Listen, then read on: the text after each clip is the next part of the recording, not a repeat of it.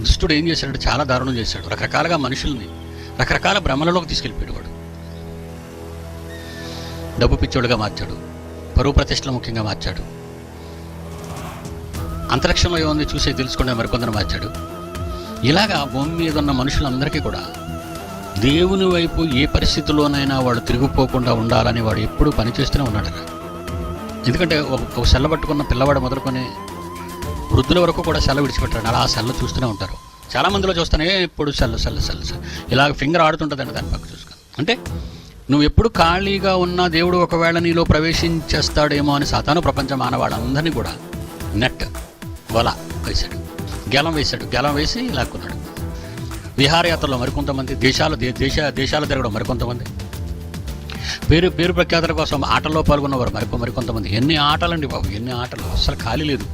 భూమి మీద మనిషికి ఖాళీ లేకుండా చేశాడు సాతాను.